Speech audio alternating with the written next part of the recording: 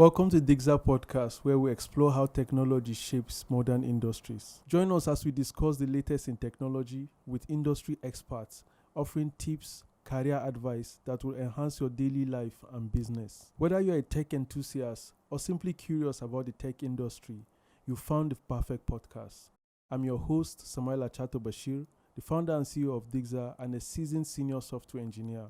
If you are new here, do well to subscribe and be part of this exciting journey.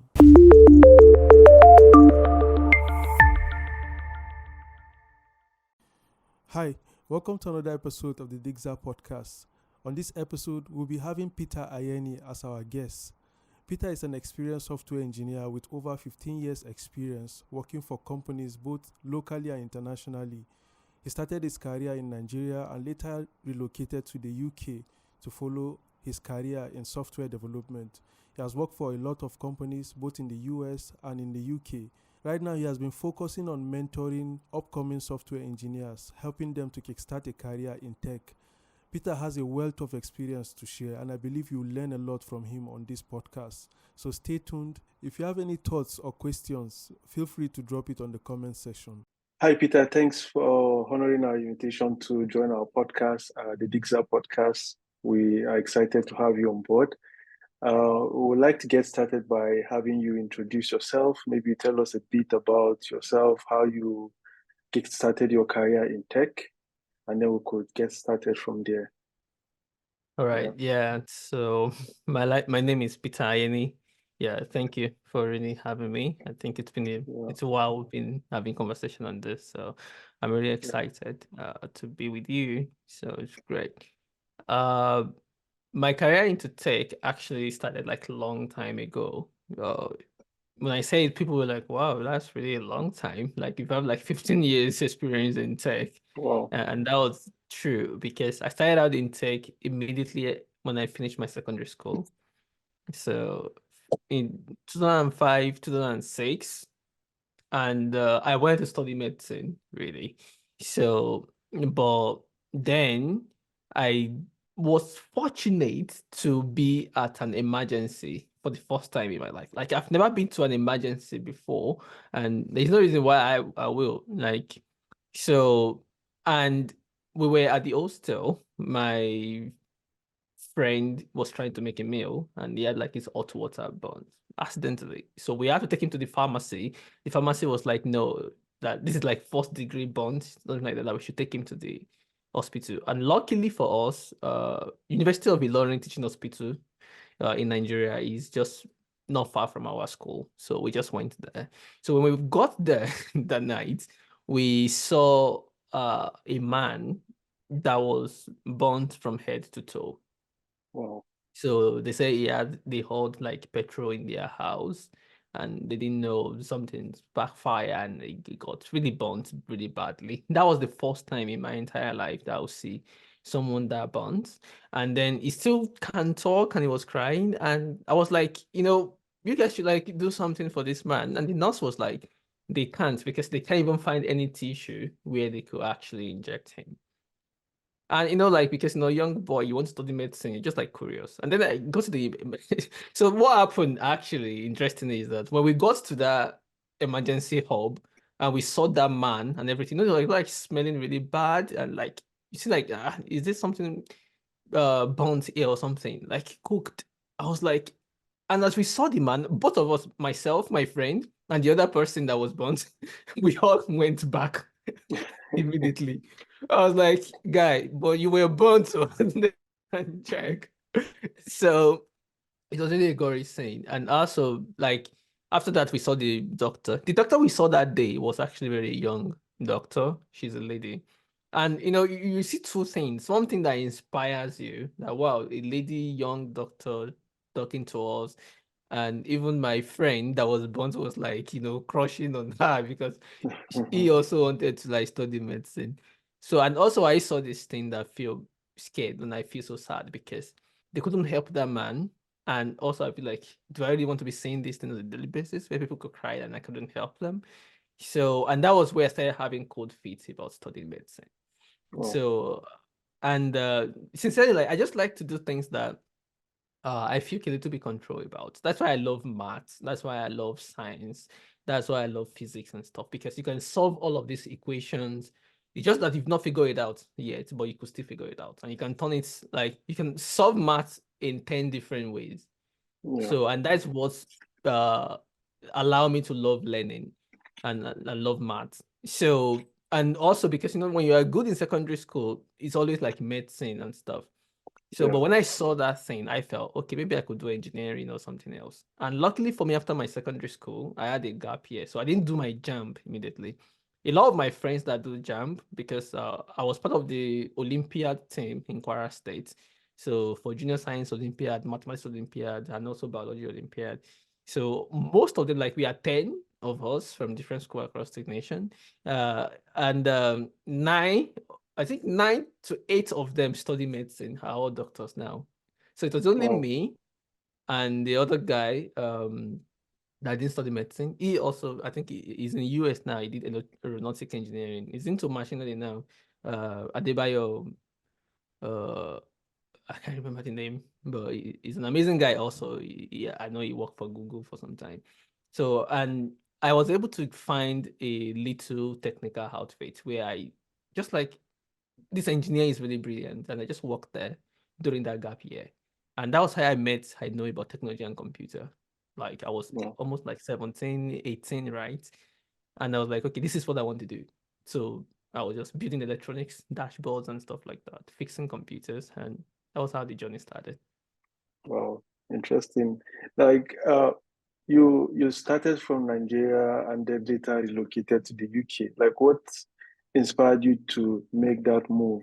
Did you feel like you had some limitations here that you felt it would be better for you if you had relocated? Yeah, sincerely, like, because I know a lot of people, young people will hear this, so I wouldn't want to lie to them that Yeah. there were limitations, sincerely. Yeah, I've seen a lot of conversation about debates about Japa, no Japa, all of those Yeah. things, Yeah. and yeah. So for me, actually, I used to tell people like it's about individualism. Yeah, for me, like I don't like to like glorify hardship, but at the same time, we can't close our eyes to the fact that there are people and a lot of people in Nigeria that are going through a difficult period. Like Yeah. not even now, like even from before. Like Nigerian have always been like that. We have this huge disparity between the like the have and the have nots. And I won't say I wasn't really like part of the have nots, but because my mom was a very successful businesswoman at a very young age. She wasn't learned, but she was doing fine for herself. But because like sometimes lack of education and lack of uh nation support and economic downtown can cause a lot of things. And Yeah. that was the thing that affected my mom. And also, an incident happened to our family that really shook us, and she couldn't recover from that. So she lost her business. And when you lost your Oh. business in Nigeria, there is no security, there is no Yeah. insurance, there is nothing. Yes. And it's difficult for her to be able to pull herself back up, raise that kind of money anymore. So, and that was how we actually get plunged into the poor of the poor. You understand? Wow. And it get worse that I even moved from a private school, nursery school, to a public school. So Mm. I remember then, like, I would be going to school and I will have to like hide from my friends going to private Wow. school so they don't see me in the uniform of a public school. So that was how difficult it was. So I really have to like pull myself out of this difficult. And I would say sincerely, some of my siblings couldn't even pull themselves out. Some of them couldn't even finish school. So Oh. I was one of the like I just I was privileged to be able to have this fight that I need to make something of myself. And when I started doing tech, the first thing I actually did was I can't get a job anywhere because it's out of secondary school, right? I love tech. So the Yeah. first thing I did after learning this tech stuff is I started my own company in Nigeria. That was the first Mm-hmm. thing I did. So I started this company called Ayeni Technologies. Basically, what we're doing is basically computer sales repair on a low scale because I need money to actually take care of myself. Even if I Yeah. wanted to study medicine, I don't really have the money to fund that dream at the time. Yeah. So, but technology gave me that chance to be able to like make money now as a young guy, doing well for myself, and I can then sponsor myself. So it was that company I started I was consulting for some ministry from private organization, building small websites with Dreamweaver, Microsoft front Yeah. end, yeah, Yeah. designing some digital graphics. So those money put together, and also we sell laptops. I was doing networking. Then there was no mobile internet everywhere, so people Yeah. need internet at their home. So I would set up, buy this stuff, radio, set it up for them. I'll get money, come to do maintenance, repair laptops, install operating systems. Those are the things that we Yeah. do. You have your pouch and your USB kit. You are the coolest tech Yeah. guy. So it was just like me, company, and I also have some friends also in university that they'll just come. I teach them, I train them, I give them some jobs. Some of them are doing well for themselves now. Wow. So that was how my journey into tech started. And then I sent myself to school, but I started to see that I wasn't getting that kind of opportunity because in Nigeria, if you remember, 5 years, not 5 years, it's also like 10 years ago, if you Yeah. want to actually be successful in tech, when MTN were coming and all of those things, you need like Oracle certification. You need Yeah. SQL certification. Everything in Nigeria was like certification, certification, certification, Certification. certification. Yeah. And all of the people doing those certification, like NIT, Oracle 10G. I know Oracle. I was part of the early Oracle, this thing. I have this thing. I've learned PSQL, all of those things. But because I couldn't afford this certification, it's hard to get a job. And also the limitation of the fact that I didn't have a degree. I didn't have a degree 5 years after Yeah. my secondary. Wow. I was just doing tech stuff. So I know I have the skills. I have been doing all of those things in the early days. So, but the fact that MTN won't even employ you if you don't have a degree and if you don't have NYSC, so there is this high level of discrimination in the space. So, yeah, and also I started to figure that if I really want to like make something out of myself, I need to travel. So even though I don't really have all the means to do it at the time, but Yeah. in my mind, I had that. And also, far back, I've been following 37 Signals, the guys that built Ruby on Rails. So I love their culture. They write those book remotes and work this thing. So uh I love what they are doing and everything. And I look at a lot of Nigerian organizations at the time, the one that can actually afford to pick techies. It's the culture is not really there. And for Yeah. me, I've always been like, even though I'm in Nigeria, I've been seeing myself as a global tech guy. I'm always Yeah. like, I was following Ruby on Rails, 37 Signals back to back. Even recently, the 37 Signal, one of the co-founder followed me back, like HN. Uh, Wow. so when he followed me back on LinkedIn, I was just excited. Just like, did you know how long I've been following this guy all my life? Like a mentor you have never met, right? Yeah. So and that was it. And because there wasn't that a lot of opportunities for me in Nigeria as a young tech person. And also there were a lot of people that I trained. I teach a lot of people that study computer science. And I didn't really Yeah. see myself doing computer science in Nigeria. I tried, but she didn't work well for me. And even to getting admission in Nigeria is really hard because there was a Yeah. time that I felt really, really bad, like about school. I couldn't even have a girlfriend because, like, how you have a girlfriend? Like, Peter, I'm doing fine. Like, I had money from tech, some of the little to tech job I was doing. And, but the fact that, Nigeria is certificate oriented at the time, even Yeah. now, but it's changing gradually. And people were like so a lot of my friends, my mates are already in 400 level, or some of them are even 7, depends on the course Yeah. they study. So, and I'm still here doing tech. I've not. So I said, okay, maybe I should try Polytechnic because that is more practical, right? That should Yeah. be what Polytechnic is meant to be. And I did apply for computer science in Polytechnic. Even getting that admission was crazy. I was like, because I was waiting for admission to come, and like there's like there has to be somebody doing it for you because you're not indigenous of Kwara State and stuff like that. Yeah. I have to pay. Seriously, I paid, and then I started. When I started the school, we were like 400 something in the class. First day, Wow. I couldn't even go to the class because some people were have to sit on the floor and stuff like that. I was like, is this what I'm gonna Wow. do?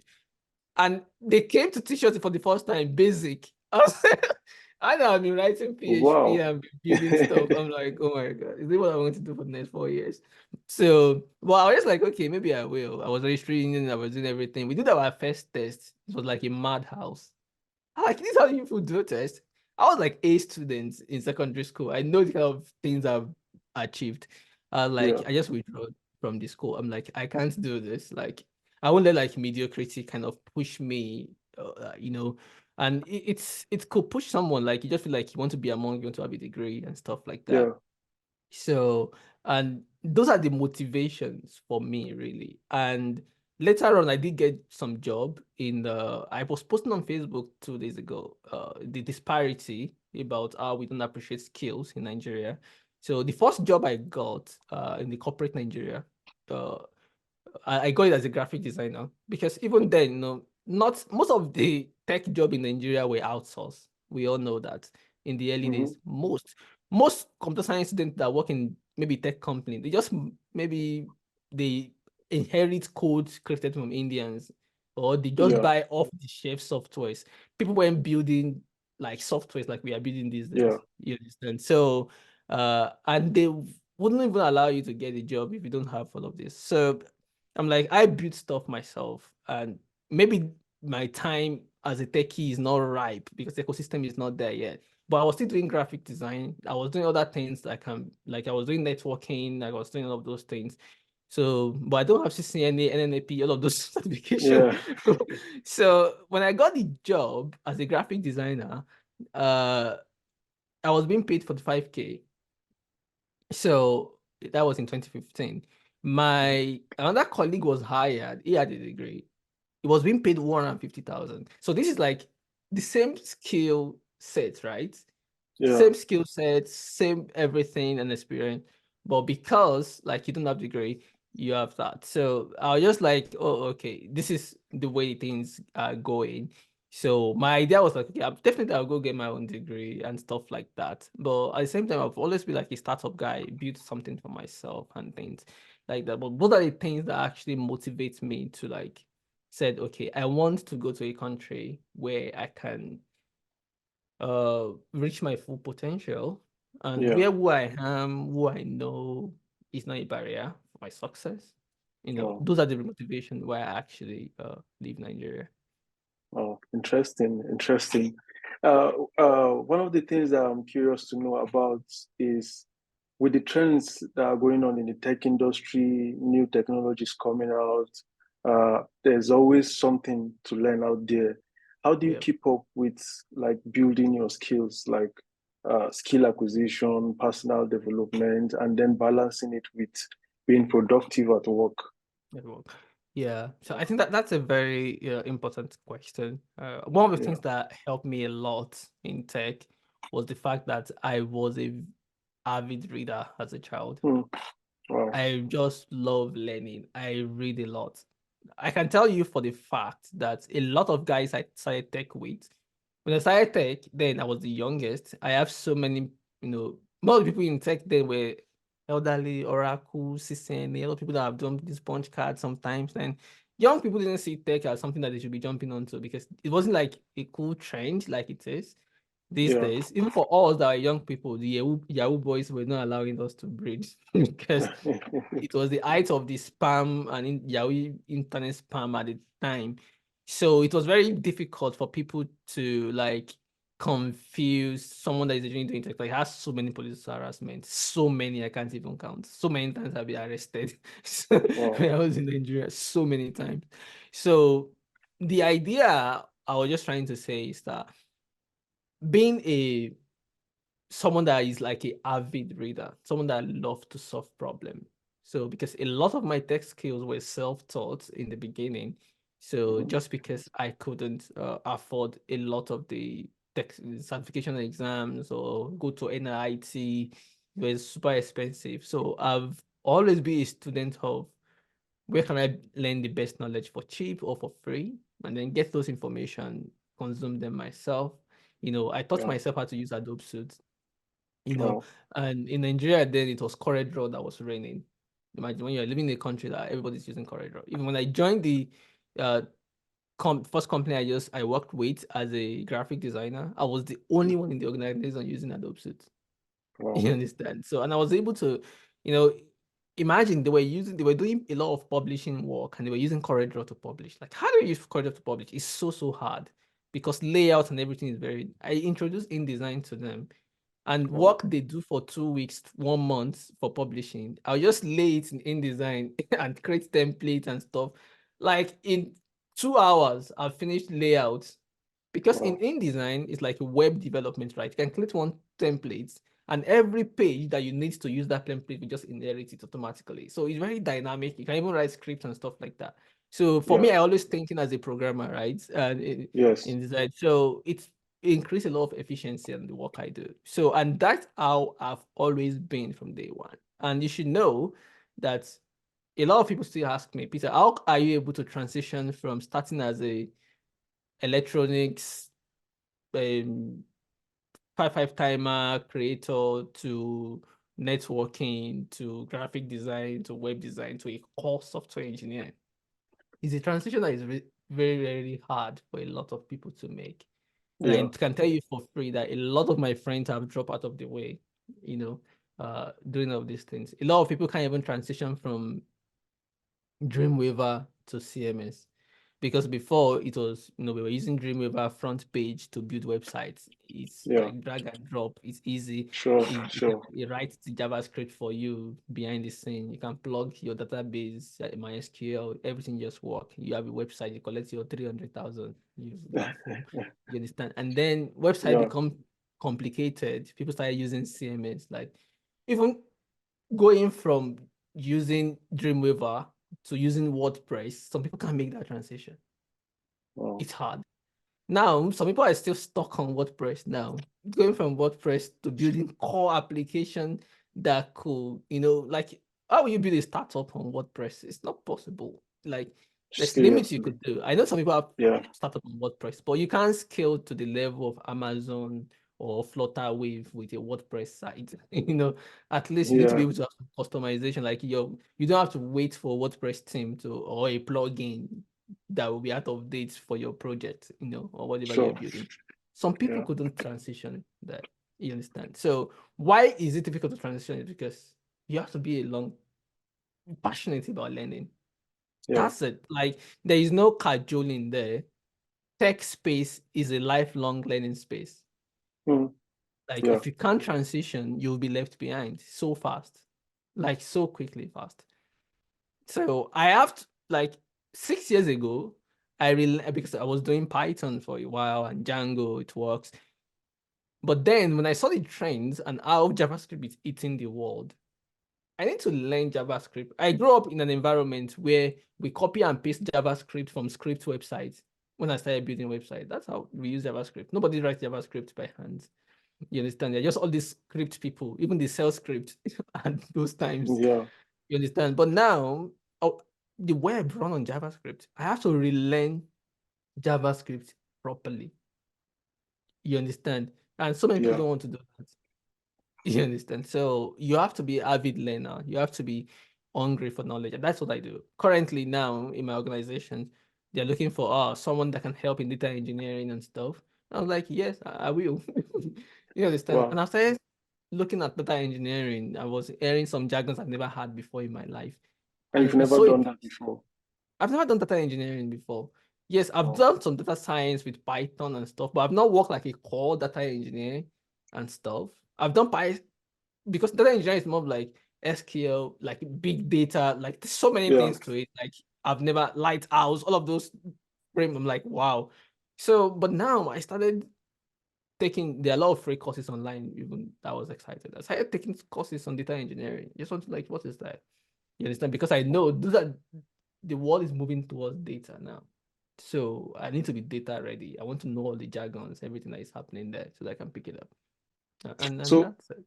yeah, so for you to offer to learn such skill to work for your company in that particular role they're looking for, it's like another way of saying this is one of the traits you need to have to be successful if you're working for a company. That is, be willing to be there when they need someone for Yeah, any reason. I think so. And also because if you have fundamental skills, it's Yeah. easier for you to learn new things, right? Because like people have fundamental skills, but sometimes they find it difficult to learn anything because they're just comfortable with the fundamentals. So, but if you use your fundamental skills, like for instance now, which is more cost effective, for my company to hire a new data engineer, or for me that I'm a software engineer already, I understand the code, I understand what we're doing. I understand the data we need and how we need them. And then I learned data engineering. I think I could be able to contribute even much more faster than a new that even if they brought a data engineer with experience, they still need to understand our data and what we are doing. Yes, sure. You understand? Sure. So I believe it would be like a plus for my organization if I understand how data engineering works and then I can commit to those part of the code in the company. And also it's a plus for me too because I'm really Sure. interested in learning it, you know, and then you have a chance to like learn and then you have an environment to apply your knowledge for free. And they Yeah. will not judge me because if I make any mistakes, they just like, oh, Peter, Yeah. that was wrong. But I won't feel bad because I'm learning. You know, it's Yeah. still a safe place. It's a win-win for me. But Mm-hmm. in my own role, where I'm shining every day, I'm still doing well. But I'm learning new things in a safe environment where I can be a beginner again, and I can be accountable to the person that I'm working with. Like, oh, I make this code review or this code commit. Can you check it out for me? Oh, Peter, this is Yeah. good. Oh, you could have done it like this one, or try this one out. You know, Yeah. that's win-win, and that's how you grow. And if I do that for like 6 months now, I'm like, okay, I don't need you anymore. Don't worry, I can then do it myself. And then I've Yeah. become a pro. I've had that knowledge. So Nice. that's how people should continue to keep up. Yeah. Nice. Can you tell us about your current stack and why you chose it?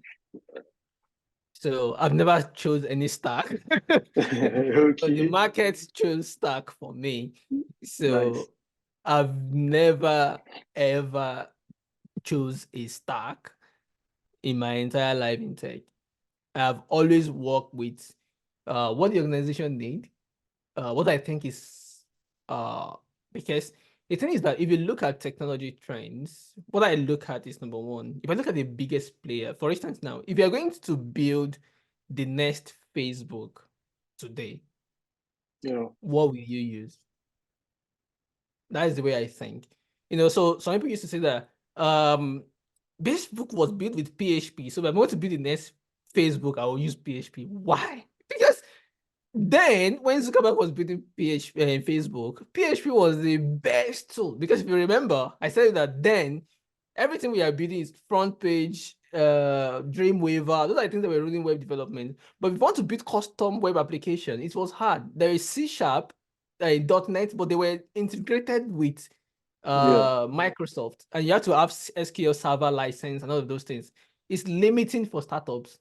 But luckily for Zuckerberg, there is this small program as PHP 3 and MySQL that can talk to each other. And you just use HTML and some few, maybe action script or stuff, stitch something together. That works. That was the best solution at the time. So I wouldn't want to build the next Facebook now and I use that stack. I would not. So not because they're like, but Yeah. Slack is still using PHP. You know, Slack wasn't built yesterday.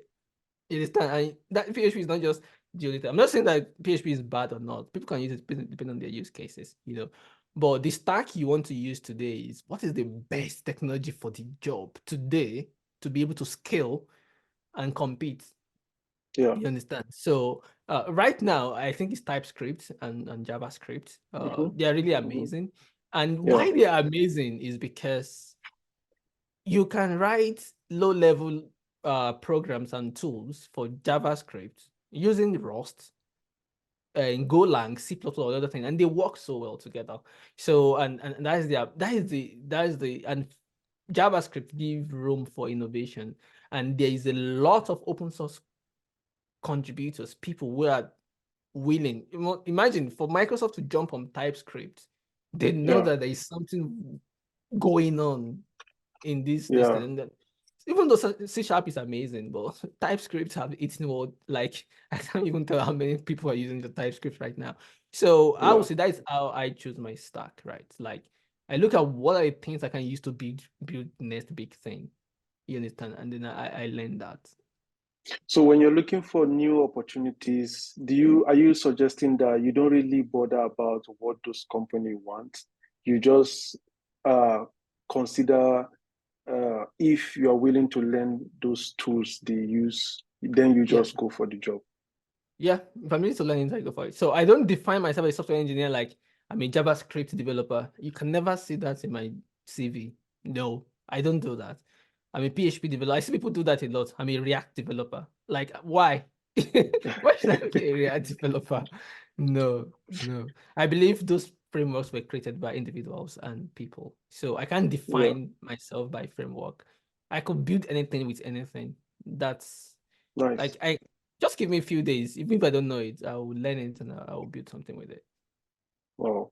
So what's your advice to junior developers who are looking forward to kickstarting their career in tech, learning new tools? If a junior developer should meet you today and tell you they're looking forward to becoming uh, a Peter in the software development industry, what would you advise them? Yeah, I'll just say they should be themselves first. Yeah. Hmm. Not me. Yeah. Yeah, because my journey wasn't that easy. And I want their own journey to be easy, really. Yeah. Yeah. So even though it like takes me like 15 years, but the most rewarding part of my career was the last 5 years. But I Yeah. won't say that the other parts also wouldn't bad because I've helped a lot of organizations, NGOs, people, even though the reward may not be as good as I have Yeah. now, but they were also part of my journey, right? So I was listening to Terry Crews. He said that you can't see me complain. I am very grateful for everything I've had. The Hmm. reason why you won't see me complain is that the first opportunity I got to be an actor, I was paid $0. Oh. But today, I get contract bids of millions of dollars. Say, if I was not given that $0 opportunity, I won't be here where I was today. The same thing to every junior developers out there. Sometimes, we just be like, no, I want to be making all these millions immediately. It's like, if Peter can do this, why can't I do that? Yeah. But at the same time, also, you have to understand that you need that opportunity. You need people. Like for me, I have to build that opportunity capitals and network because I don't have it. I don't have like a friend or a mom or uncle that can give me data to a senator. So I have to build that uh opportunity, the trust capital for Yeah. myself. There's no organization I've worked for both in Nigeria and abroad that was said about me that Peter was this or no. I worked for an organization that told me that I was leaving because of something, and they were like, "Peter, anytime you are out of a job, come back. We need you." You understand? That's Hmm. how it should be. And a lot of junior developers, I've so many experience with people who said they are trying to build software, and software engineers in Nigeria will basically abscond them or they will lock them out of their server. Like so many issues like that. Yeah, sometimes the rewarding may not be as you want it, but Yeah. every opportunity should be cherished and be treated with this thing. So if you have that mindset that every opportunity you have is an opportunity for you to contribute, you are going to grow. Yeah, people can use you, people can take advantage of you, but that element of opportunity to grow is still there.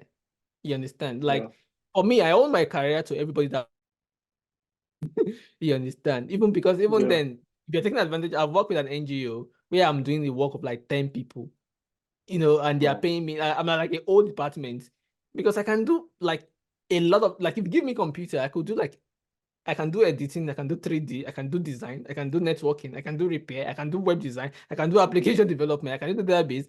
Like you can give me a new code I don't know, I can destruct it and look at it, build something new from it. So I'm just like a tinkerer, like I'm build. So because I joined this NGO, changed the old digital experience in this, trained their staff, build a lot of amazing things, stuff that you understand. Yeah. But all of those things is an advantage for me also. Even though they are not paying me as they feel that, oh, we are taking advantage of this guy. But I have an opportunity to express my gifts. You Yeah. understand? And those open new doors for me. So for young people, just be patient. There's a lot of money to be made in tech. So don't feel like you're going to miss out of anything. So be kind to people that give you opportunity, even if it's like 0 naira, you know, and because you need it. Even now, people need good people now than ever. You Yeah. understand? And I used to tell people it's not just about your tech skills. You understand? It's not tech skill that gets me this far. Like there are better software engineers than I am in the market that are still looking like they're like open to work. I've never put open Mm. to work in my career in all my years of career in tech. I've never put Wow. open to. I was telling my wife yesterday. I've never put open to work. The least I've waited to get another job is a week, sometimes two. Wow. You understand? So I believe that if you are passionate and you are kind, you are a good person, people that people can work with, you won't lack opportunities. You understand? Yeah, even though it can delay, I know the market is rough at the moment and Yeah. stuff. So, but the thing is that build up gradually. Don't eat beyond your your capacity, and that's some of the mistakes we make sometimes. I've seen people that say that I'm into tech now, junior, I need to buy an iMac or a MacBook Pro. So I'm like, Yeah. maybe you don't need the MacBook Pro yet. So yeah, we should just learn to be Yeah. patient and yeah.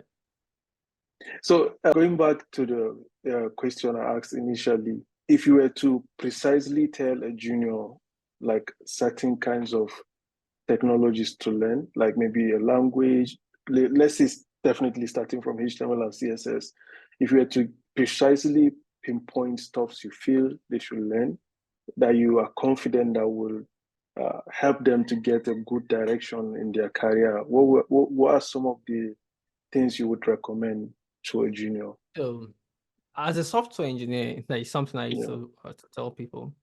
Today there are so many tools you can use to Yeah. build websites, Mhm. right? There's WordPress, there's Wix, there's Squarepage, there's Framer, so many things like drag and drop, and they're like, oh, this will take the job of tech people away.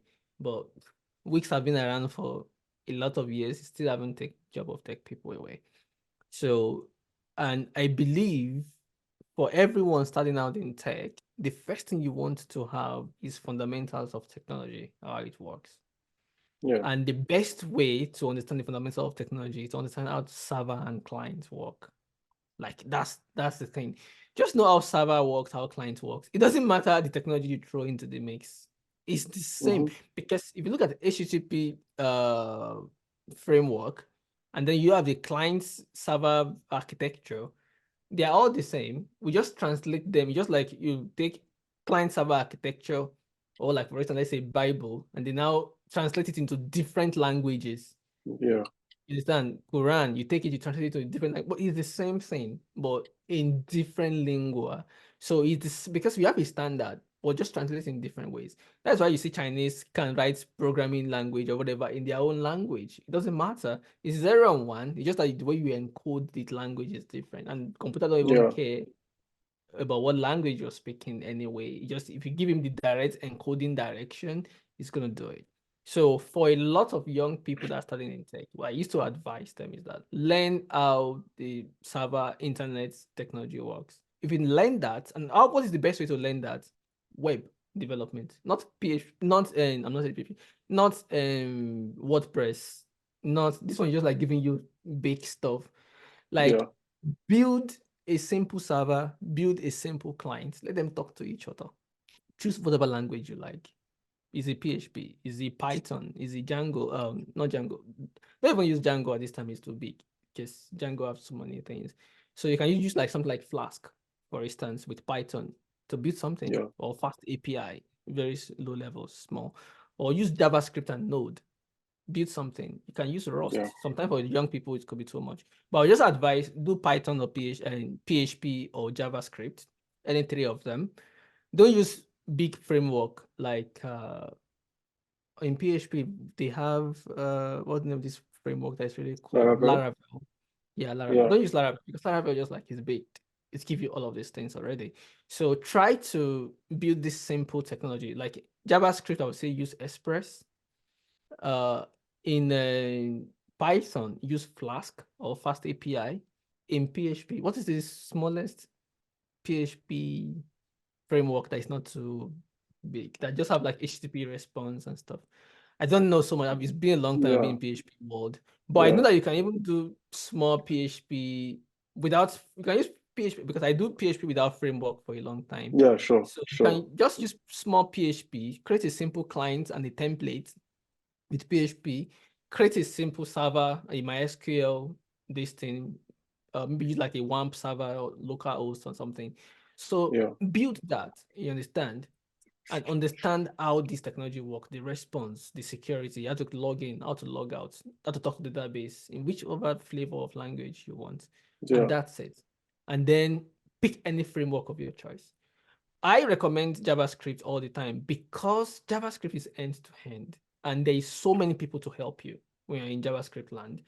yeah. So JavaScript can do IoT, Internet of Things. There is this Danfo.js is a part of this machine learning platform in Python. He's a Nigerian guy that even writes Danfo.js. Really amazing. Wow.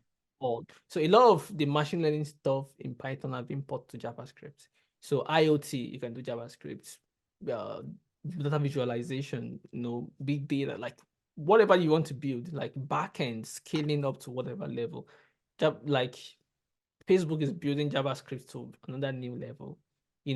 Mobile app, you can do with JavaScript, like everything. Yeah, You understand? And you can't be out of job with JavaScript. I've been doing JavaScript core for 6 years now, wow. and I've been fine. So I would advise like JavaScript is great. You could add Python to it, yeah, just to have a flavor, and then you can explore Rust or Go. Those are the amazing language I really like. But Mm, nail that fundamental, like I said it before. Server client relationship, understand it, and understand programming and what we're trying to do in tech. And every other thing will just fall in place. nice. Interesting. So can you tell us a bit about how you landed your first remote work? Like, at what point did you realize I'm good enough to start looking for remote jobs? And how did you go about securing your first remote work? What was the experience So like? for me, like I've never a time in my career I thought, yes, I'm good enough. I'm always thinking I'm good enough. So it's not like a pride or anything, Yeah. but I believe like technology is like you can never be ready for a job. Mm, So what is the measure of, oh, I'm ready to take this job now? In tech, maybe in medicine there is, because you're talking about human life here. yeah. But in tech is science. A junior person can do incredible thing than senior of 10 years will be like, wow, how did you do that? That is the miracle of science. And it's just that a lot of junior people used to think that, we have this imposter syndrome, right? The syndrome. I also have it. And for me, I just like embrace it. You understand? So embrace the fact that you will never know everything. Yeah. And there won't be a time that like, okay, yes, I'm ready, let the job come. You like, what it talks about, apply tired and you'll be tired. So Yeah. so there is never a point. So for me, I've always known that, and I've always told all of my mentees, when I was working with Udacity, I was technical React mentor. And my first lesson, and guys are just learning React, I just tell them start applying for job. And they'll be like, what? I'm just starting out. Like, yes, you can never be ready for job. Start applying. Wow. Like the best time you should start applying for job is the time you decide that I want to learn tech. Mm, Because you've decided to learn tech and this is what you want to make your career, start applying for jobs. Because, okay, which is much more easier to learn? Just trying to learn, spending your own data and trying to create project that people don't care about, or get a job and learn while you solve real life problem. yeah. Which is the best way to learn? The later. Yeah, it's later, because and a lot of people just feel like because you're a junior, no, you're a junior because you need to learn, and there are people that are going to guide you, help you to grow. So, and people are not just looking at your tech skills, Yeah. they are looking at your own skill, your own drive. Do you care about the organization? Are you willing to learn? Because you could learn everything and get a job, and then you are not learning anymore. You still be Mm, stuck. yeah. Exactly. Because there is new updates, there is new JavaScript change like every second, right? There's always new framework coming out. So there's always new pattern. I was writing an article, and before I finished, I think it was like It took me like 2-3 days. And I was just like doing some research. I read a new article and a new update for a company that nullified everything I was trying to publish. Wow. That is how fast technology is moving right now. You could have an article in your draft, and in 1 week it become obsolete. Exactly. You understand? So why do you Yeah. have to wait until you know everything? How many things do you need to know? So you can't be ready for job. So I wasn't ready for job. I just applied to jobs. That's what I was doing. I was learning, I was applying to jobs. I was learning, I was applying to jobs. I was just looking at what is that they're looking for. What are they? I look at organizations I love to work for. I look at the tech stack they are building, what they are using. I look at what are the problems have, how I can help. That's all.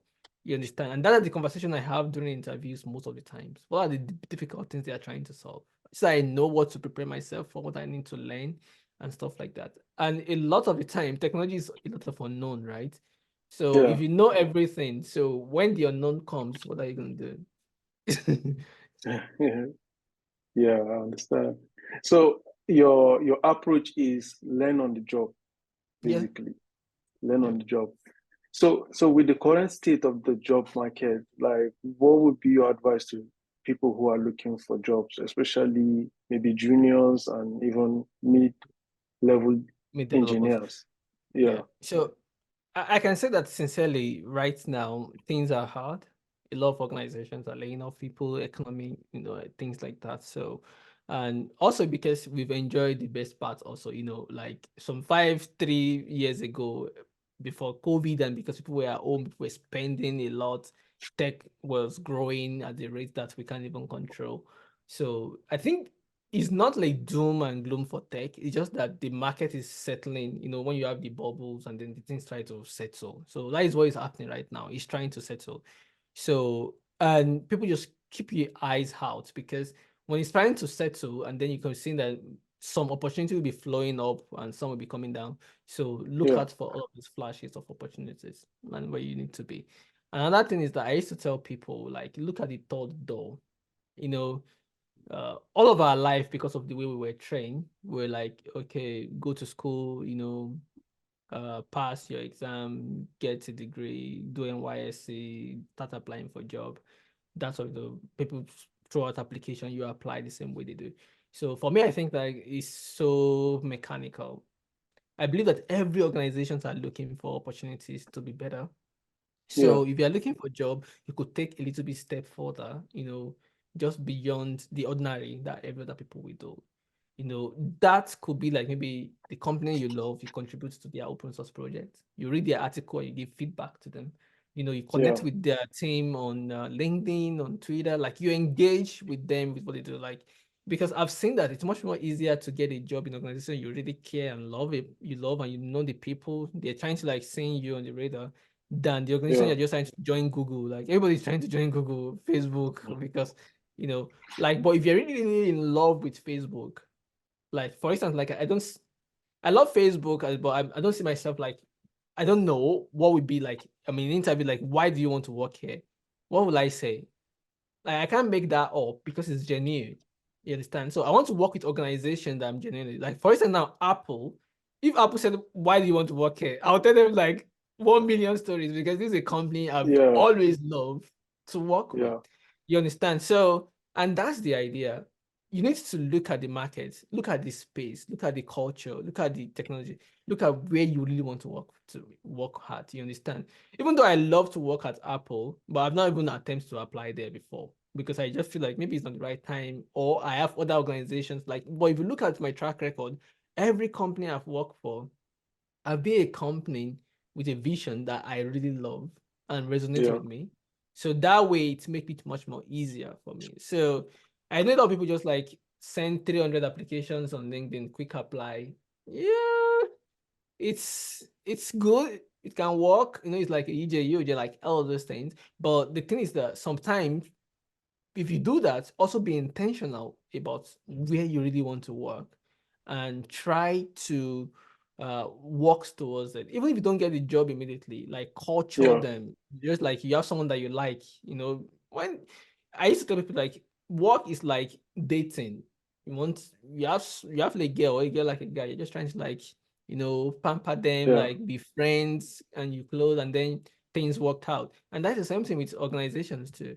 If you are companies you like culture them, like try to be in their space, and then let them see, because like when you see someone you are going to like, immediately, this Definitely. person is our material, is our culture, is our, is supposed to be in this company.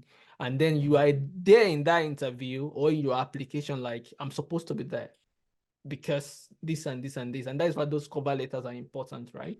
So because Yeah. like 90% don't send cover letters, so, but 10% that send cover letters, that's where you make your case that I Nice. need this job, I need to be here.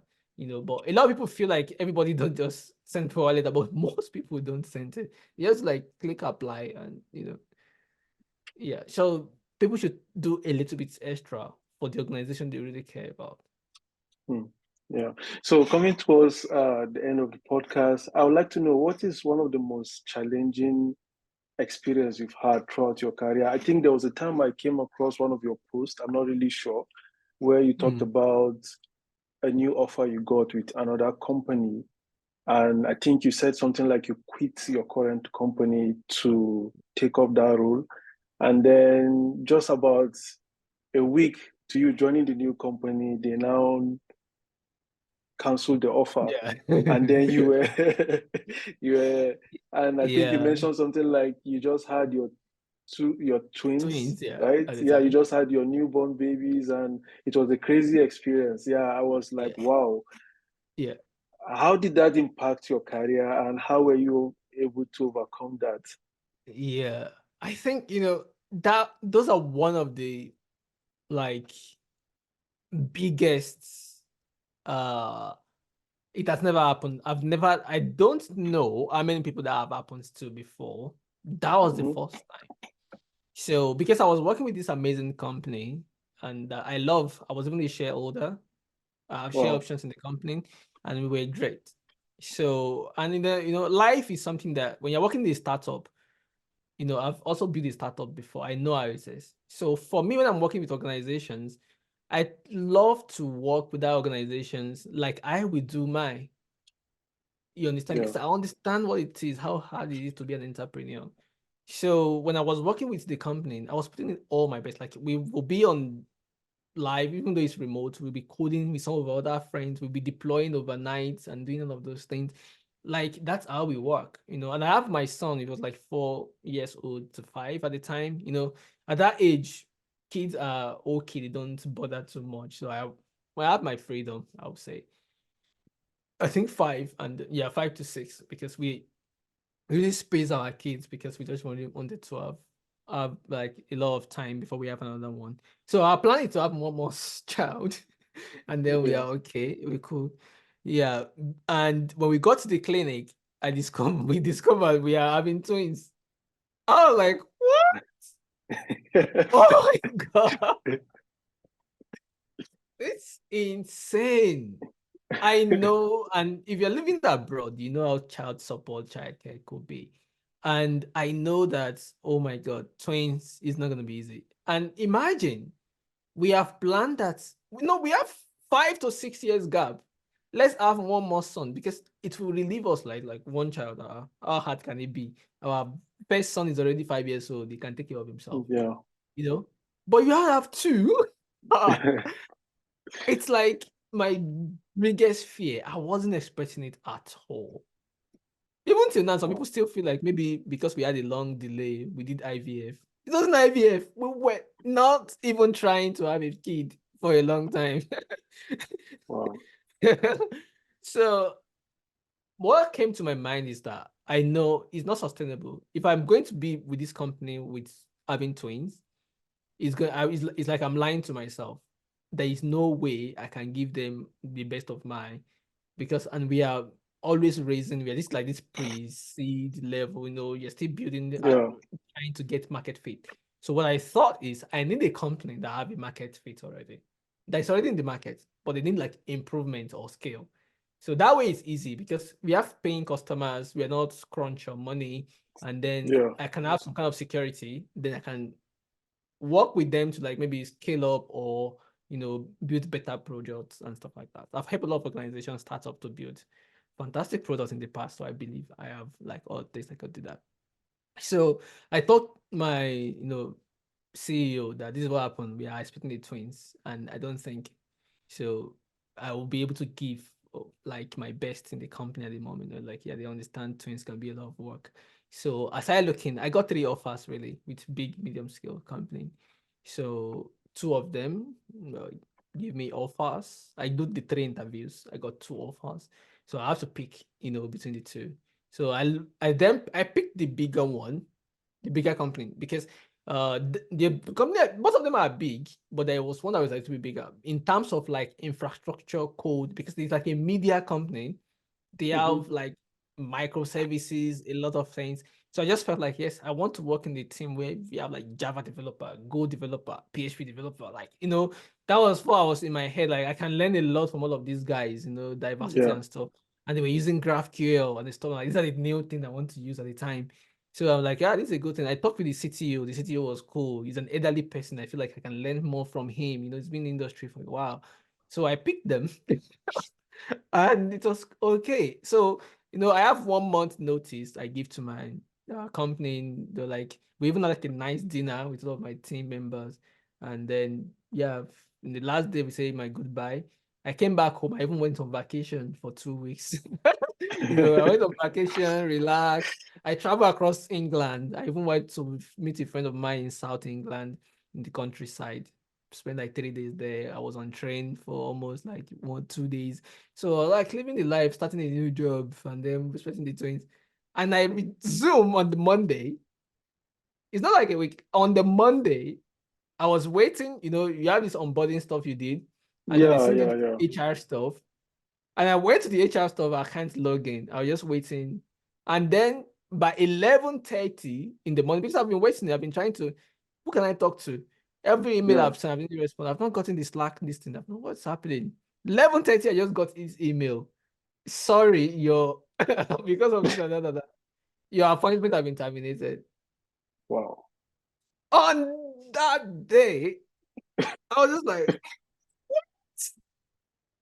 immediately, like if I'm going to do like a movie of this scene, you just like have like human being, like you just crumble, like you're like a block, you just crumble down. That was how it felt. My wife was downstairs. I don't even know what to go tell her. I can't. My brains, everything was out of, like I just left my job and everything to no job, and I'm expecting 2 kids. My whole world just collapsed that day. I think it was a difficult moment for me. I don't know how I handled it. Like, I know some people like school handle it. It could go badly, if it's not. And but I just thank God, like because it was difficult, and I was just like, okay, what's happening? I can't cry. I can't laugh. Like what? Like the whole thing just. I tried to reach the CTO. He was bouncing back. I tried to reach the recruiter, the headhunter, like brought me, it wasn't going. I tried to call again. They said he was on vacation. They said the CTO too was on vacation. I can't talk to him. I called the company in London headquarters. I couldn't talk to anyone. They said the CTO was on vacation. I was like, who sent this email? It was one new guy that just go like, but that's like because the company was in some financial issues and everything, and they just get delisted not quite long on London Stock Exchange. So maybe they were having some mind, but if you know that you don't have my budget, why do you like? You should have told me this earlier and stuff. It was the first time I ever heard about it. It was horrible. I don't know what Wow. to do. I just like, okay. So I think I called some kind of I was trying to look at the UK laws and everything. What can I talk to? Like a lawyer, what's happening? Like I know I have a huge followers on LinkedIn. Should I just go and post on LinkedIn? Oh yeah, guys, come and run down this company. What are they doing? So many things was in my mind, but I was just like, but to what ends? Like to what ends? With that help, I'm just like, I just need to calm myself down. So I did call some employment support stuff. They were giving me some things that, yeah, we talked to a lawyer, and then I talked to some mental health people because I just don't know. I was just, and my wife was in the hospital. I went to meet her. She didn't Wow. even know that all of this was happening and stuff. So I was like as calm as anything because I don't want her to lose it and stuff. Because she also will be on maternity leave, and on maternity leave they slash your salary. You understand? So like it's going to be really difficult. Like not having a job and then have salary and you still have a son. At the time, my son was going to a private school, which is quite expensive here. I'm like, oh boy, I don't do pretty past my level. Why I go private school? Like you'll be just be blaming yourself for everything. Like, I've reached my hands to where my hands don't feel reach. Wow. So it was really, really hard. So I think the second day I just like I did an email, like explain the situation that it's really hard. Why couldn't they let me know this, like this is what happened and stuff like that? So I just sent the email to that guy. I copied the CTO and some other people. And then the second day, I got an email that they apologize for everything that happened because, like, communication is very powerful. You Yeah. understand? Sometimes, if I go the legal way, like let's go and be dragging ourselves on Facebook and everything, it just become messy. Nobody wins. You understand? And I believe that's not the best way to do it because organizations also are like human. They are trying, and there are unforeseen circumstances. So I just Yeah. explain myself and where I am to them. Like in all my years career in tech, I've never been laid off like this before. I have Mm. kids. I have a pregnant woman that is just about due. And this is the reason, just like make yourself, we are all humans. And they were like, okay, it's good. You can continue with us and stuff like that. And they onboard me. And I started meeting Oh, the team and stuff. Yeah, they did onboard me the second day. And nice. then a week after, the Friday, Monday, my recruiter came back and then we talk. And he was like, I'm so sorry that 7 years, 8 years he's been in the recruitment journey. He's never had anything like that before. That it was really messy. He really apologized to me. I'm like, it's okay. Like I've been onboarded and stuff. I'm trying to meet some of the guys and stuff. He said it's Wow. okay. So, but I just like I don't have like a lot of confidence moving forward with the organization. It was like it's true that whatever I want to do, that I'm free to do it. I'm like, yeah, I have Mm. two offers ready, and the second offer is still on the ground. So I've Nice. reached out to the company. If the offer is on board, I will take it. And luckily for me, the company said yes. The offer was still on Wow. it. The second company that I did not Yeah. take, Yeah. they said the offer isn't on the ground. If I want to, they will be happy to onboard me. And I just Wow. give these people 1 week notice, and I left and they paid me my 2 weeks in full. I didn't write one line Wow. of code. It's about the best free money I Interesting. ever got. It was really amazing. Wow. And it's a lot. So I was like, yes. Cool. I was really It's so inspiring with the way you were able to stay calm and handle the whole situation without freaking out and even good. getting It's your crazy. wife in a very difficult situation. Yeah. To wrap up, what's your take on AI? Yeah, AI is here to stay, just like Bitcoin. It doesn't Yeah. go away. Yeah. Sorry, before you give your opinion about that, I do like to ask this question also. Maybe you could answer it together. Recently I watched the CEO of NVIDIA. He Yeah. was talking about the fact that he feels the young generation shouldn't bother about learning how to program. And I Mm. kind of felt bad about that because I have a young child and I was hoping maybe he could grow up and become an amazing software engineer someday, although I won't force him, but it's Yeah. just a wish. So, but if he has this, and this is someone who is into tech, he has wide experience on AI and all Yeah. that. If he has this kind of opinion, then what's the future for the young generation, and what's your Sure. take about AI? On that. Yeah. Yeah. I think I love that because I shared a post on Facebook, a screenshots from 3 years ago, where I Mhm. said that same thing even before Nvidia said it. So I just screenshot it and shared with Yeah. people like, imagine I said this 3 years ago. So, and my son started learning to code when he was 3 years Hmm. old, and I stopped him from learning how to code anymore. So even I Wow. posted them when he was like 3 on code.org when he had his first certificate. So, but since then, he's never code anymore. I just stop it because I just feel like he doesn't need it. So, but for people who are like 12, 10 years old right now, they are, but I believe for the children that are being born today and till like 6, 7 years old right now, they're going to have a different kind of future. And that future, they will be software engineers, but not like ours. It will be different because number one, they are born into technology. They will just pick it up and they will use it better than we are. My sons are just like 18 months, right? Yeah, so there is one of them that is very technology freak. Just give me my iPhone. He knows where to go to pick the photo. He knows, like, by the time he's swiping, you'll just be like, maybe someone taught him. Like, it's just so fluid and they just do it effortlessly. You understand? They can take photo, they can take video, selfie of their face and all those things. So, and that's it because I didn't touch a computer until I was like, is it 18, 19? So imagine the comparing to Bill Gates was touching computer when he was quite young. So it's different. My sons, they see me do all of these things, even though they're not coding on a daily basis. And why I'm not making them code is because I want them to learn. Like when I discovered computer, I let go of everything. I didn't have any, like, I just tell people, if you take me out of tech job, I can't do any other thing anymore because I literally don't know how to do any other thing. I'm telling you, and it's bad. And I don't want my kids to be like that. I want them to learn every other thing else, and then they can apply technology to all those things that they learn. So that's what we are going to have in the future. People are going to be using technology to improve what they already know. You understand? So, and yeah, so I won't advise.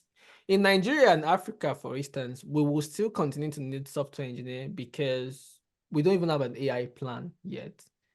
So, but at the same time, also, I just feel like softwares from here, built with AI, we just flood our markets anyway. Yeah. Because like for instance, now in Indians, it's before it was like that, if you remember. All of our softwares are off the shelf where we just buy because we don't code. Sure. And people can afford to code anyway. So now we decided to code because we are building custom application for ourselves. But now with AI, someone in India, we just use AI to generate an app entirely in Yoruba because AI can write Yoruba, and they just ship it to Nigeria and sell it for cheap. And then the software engineers in Nigeria won't be able to sell so much because they're just like floods of apps and solutions, So, but then I think what Africa and young people need to learn is what makes us human. And that is what makes us better than computers and AI. That is taking initiative, creativity, solving problem. We need to be bold. We need to I did a video recently where I said timidity is not humble humility. In Nigeria, Africa, our own mantra is when we just bow our heads, either is talking, we can't talk. We need to change that. We need to have young people speaking up. We need to have young people taking lead. Because, for instance, I use ChatGPT. It's on my computer now. It can't do anything until I prompt it. So do we want to have kids like that they can't do anything until we prompt them? No, we want to have children that can take initiative, they can think about problem and solve it. We don't want to create another nerdy zombies. We want children that are active, that are creative, that can prompt things, they can control stuff, they can stand up and they can do things. So that is what we want. That's advantage that the West have over us a little bit. And then we feel it like, oh, they are spoiling the children because the children can speak of themselves, they can be creative. Imagine a Zuckerberg taking on the world with a little software at a very young age, and nobody was able to push him around. It's because of the individuality they have. I have amazing ideas as a tech person in Nigeria when I was young. Everybody was just pushing me back. I remember proposing a project to Kwara State Ministry of Information. You are the one that have the idea. You are the one that will be in a sitting room where they take your idea to the office to go and discuss, and you won't have anything to talk about it. All of those Wow. things need to change. Like we can't continue to put, and it's all in our fabric of our society of how we worship uh, BSc and master's degrees. I was telling some people some years back, yesterday, not even years back, that pick a director of a multinationals in Nigeria and a director of a multinational in the UK side by side. Which one we have more certificates? Which one do you think we have more Most certificates? likely the Nigerian. In Nigeria, it's not most likely. They have PhD, master's, 3 degree, every certification, everything. And the other one here, maybe just barely finished BSc, or doesn't even finish BSc, just did apprenticeship from after secondary school, and is the head of conglomerate. And it's Yeah. even the boss of the one in Nigeria, and he's even earning more. You understand? And also, have you seen the way multinational hires in Nigeria? You have to have NYSC, all of these skills, all of these certificates, everything. But their Yeah. counterpart multinationals in the UK, they hire anyone, in as much as you can do the job. Yeah. Why? Sure. You understand? So those are the problem that we are having. We have to move backward from worshipping certificates and thinking. We have to be able to empower people that have the skills to solve problems and make them know that they deserve to be there. So that is the future we Wow. need to create. And that is what's going to make us better than AI. Nice. Nice. Really, really some insightful feedback there. And I believe a lot of our viewers will learn a lot from most of the insights you shared. In fact, personally, I can say that I've really learned a couple of things today. And we're really grateful for having you spend some time with us on our podcast. We look forward to having you maybe on another future episode. Any Yeah, parting words? Yeah. definitely. I think Uh, I'll be happy to be back again. I think there are a lot of things that for me I believe I have to learn the hard way. mhm. And I think the transfer of that knowledge to my continent, when we moved out of Nigeria, a lot of people were mad because I have a startup I was building in Nigeria, calling Bailey and stuff like that. A lot of my friends were like, "What are you doing? You're leaving the problem of the country. You're running abroad. What is this and that?" And yeah, I totally understand the angle they are coming from because a lot of people feel like brain drain. Why is our best brain going and stuff like that? But the truth is that for us to be able to build a nation we are proud of, you need financial empowerment. Yeah. I've been since I left Nigeria, I could say that I've put so much money in Nigeria than I've ever been, even when I was in Nigeria. Wow. So even in terms of like giving away, apart from investment, every month I give more than 1 million naira. It's just like even to Yeah. people I don't even know at all. Nice. You understand? So there's a lot of value being transferred back, and also there's also a lot of knowledge being transferred back. You understand? And that is what we want, and that we want to see in Nigeria where everyone have opportunity to be someone. And I Yeah. believe that we can start it from our own organizations. Like in my own company, the organization I built or projects I worked on, I work with everyone. I don't work with I've never asked people for their degree before to engage them. I Yeah. just want to like, what can you do? What are you good at? You understand? And give them the same opportunity as anyone can ever have. So I think that is my own parting words because we are the one building the future right now. Yeah. So we need to start incorporating this culture of everybody matters, right?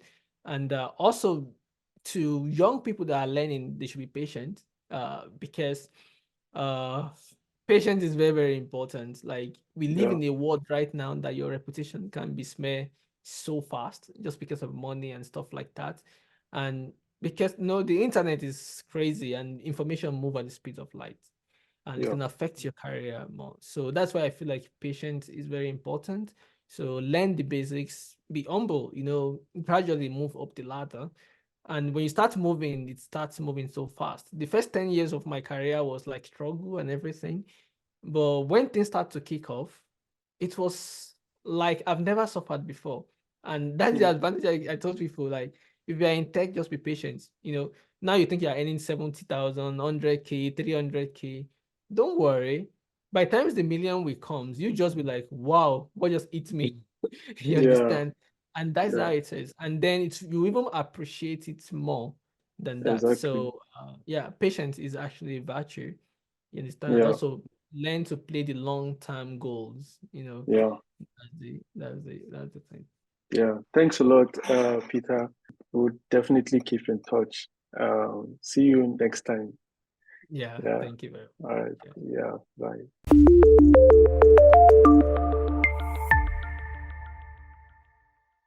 And that concludes the end of another episode of the Dixa podcast. I hope you've learned a lot. Don't forget to share your thoughts in the comment section, like the video, and most importantly, don't forget to subscribe. See you on the next episode.